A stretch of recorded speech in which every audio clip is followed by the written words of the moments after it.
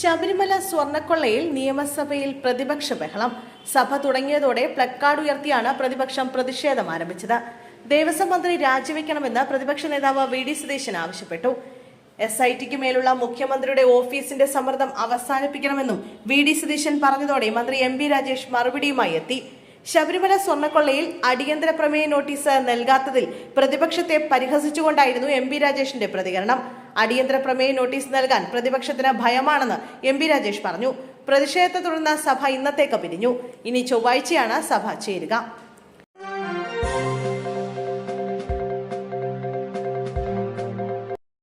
ശബരിമല സ്വർണ്ണക്കൊള്ള കേസിൽ മുഖ്യപ്രതിയായ ഉണ്ണികൃഷ്ണൻ പോറ്റിയുടെ മൊഴിയിൽ വിശദീകരണവുമായി മുൻ ദേവസ്വം മന്ത്രിയും മുതിർന്ന CPM നേതാവുമായ കടകംപള്ളി സുരേന്ദ്രൻ. ഒരു തവണ മാത്രമാണ് ഉണ്ണികൃഷ്ണൻ പോറ്റിയുടെ വീട്ടിൽ പോയതെന്നാണ് കടകംപള്ളിയുടെ വിശദീകരണം. എന്നാൽ സന്ദർശന വേളയിൽ അദ്ദേഹത്തിൽ നിന്ന് യാതൊരുവിധ സമ്മാനങ്ങളും താൻ കൈപ്പറ്റിയിട്ടില്ലെന്നും കടകംപള്ളി സുരേന്ദ്രൻ കൂട്ടിച്ചേർത്തു.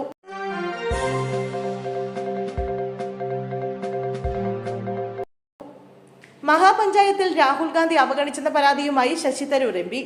കേരള നേതാക്കളും ഹൈക്കമാൻഡുമായുള്ള ചർച്ചയിൽ നിന്ന് ശശി തരൂർ വിട്ടുനിൽക്കുമെന്നാണ് വിവരം.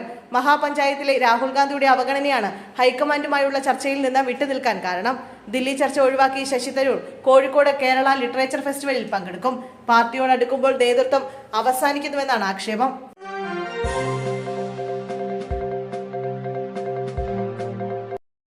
കേരള കോൺഗ്രസ് M അധ്യക്ഷൻ ജോസ് കെ മാണി MP ലത്തീൻ രൂപതയുടെ കൊച്ചിയിലെ ആസ്ഥാനത്തെത്തി. കൊച്ചി ബിഷപ്പ് ഡോക്ടർ ആന്റണി കാട്ടിപ്പറമ്പലുമായി ജോസ് കെ മാണി കൂടിക്കാഴ്ച നടത്തി. ലത്തീൻ സഭയുമായുള്ള അനുനയ നീക്കത്തിന്റെ ഭാഗമായാണ് ജോസ് കെ മാണിയുടെ സന്ദർശനമെന്നാണ് സൂചന.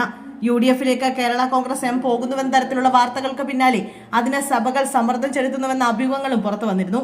എന്നാൽ LDF പക്ഷത്ത് ഉറച്ചു നിൽക്കുന്നുവെന്നായിരുന്നു ജോസ് കെ മാണിയുടെ നിലപാട്. ഇതിന് സഭകൾക്ക് അതൃപ്തിയുണ്ടെന്ന വാർത്തകളടക്കം പുറത്തു വന്നതിന് പിന്നാലെയാണ് ജോസ് കെ മാണിയുടെ സഭാ ആസ്ഥാനത്തെ സന്ദർശനം.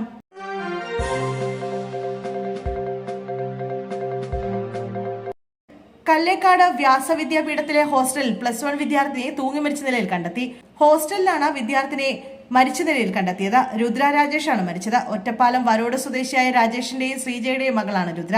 ഇന്നലെ രാത്രി 9ഓടെ കുട്ടിയെ മുറിയിൽ മരിച്ച നിലയിൽ കണ്ടെത്തുകയായിരുന്നു. അതേസമയം കുട്ടിയുടെ മരണവുമായി ബന്ധപ്പെട്ട് സ്കൂളിനെതിരെ ആരോപണവുമായി രംഗത്തെത്തിയിരിക്കുകയാണ് കുടുംബം.